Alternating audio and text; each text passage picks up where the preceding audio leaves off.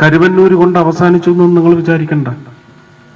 കരുവന്നൂരിന്റെ കാര്യത്തിലും എന്താണ് ആ ആനന്ദവല്ലി ചേച്ചിയോട് കലിങ്കിലിരുന്ന് ഞാൻ ചോദിച്ചത്, നിങ്ങൾ നിങ്ങളുടെ മുഖ്യമന്ത്രിയെ കണ്ട് പറയും, ആ പണം ഇഡിയുടെ കൈവശമുണ്ട്, 100 ചില്ലാനം കോടിയുണ്ട്, അത് തിരിച്ച് കരുവന്നൂർ ബാങ്കിലേക്ക് സ്വീകരിക്കാൻ കോടതിയിൽ തയ്യാറായി മുഖ്യമന്ത്രിയോട് വരാൻ പറയൂ, കോഓപ്പറേറ്റീവ് മിനിസ്ട്രി കൈകാര്യം ചെയ്യുന്ന മന്ത്രിയോട് വരാൻ പറയും.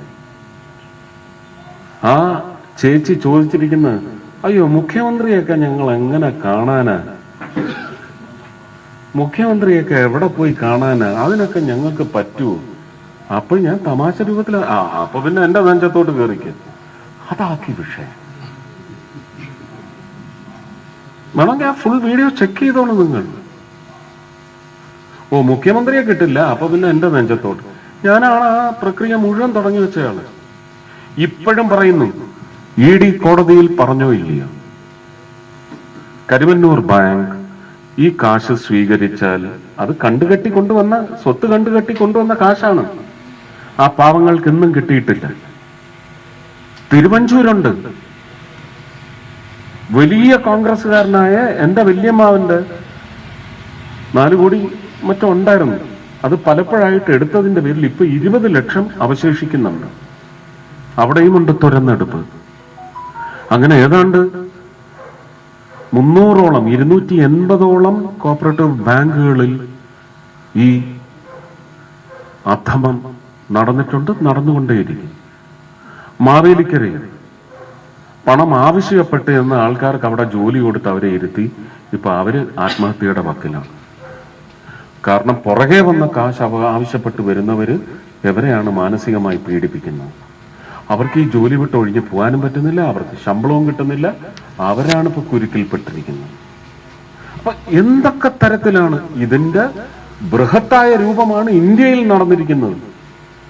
കഴിഞ്ഞ 50 വർഷത്തിലെങ്കിലും ഭരണത്തിന്റെ മികവില്ലായ്മയല്ല, ദ്രോഹമില്ലായ്മ മതിയായിരുന്നു. ദ്രോഹമായി അത് ചരിത്ര രചനയുടെ പേരിലായാലും നടന്നിട്ടുള്ള ദ്രോഹം. അതിനൊരു നാഷണൽ എഡ്യൂക്കേഷൻ പോളിസി വന്നപ്പോ അതിന് എനിക്കിന്നിപ്പോ കാലത്ത് ഒരു പരിപാടിയുള്ളൂ, അതുകൊണ്ടാണ് ഞാൻ ഇത്രയും ദൂരം സംസാരിക്കുന്നത്. നിങ്ങൾ ഫോക്കസ് ചെയ്യേണ്ട വിഷയങ്ങൾ ഇതൊക്കെയാണ്. PM ശ്രീ, എത്ര സ്കൂളുകളിലാണ് ഓട് പൊട്ടി കുഞ്ഞുങ്ങളുടെ തലയിൽ വീണത്? എത്ര കെട്ടിടങ്ങളാണ് കുഞ്ഞുങ്ങൾ ഇല്ലാത്ത സമയത്ത് ഇടിഞ്ഞു വീണത്? ഇതിനു വേണ്ടിയല്ല.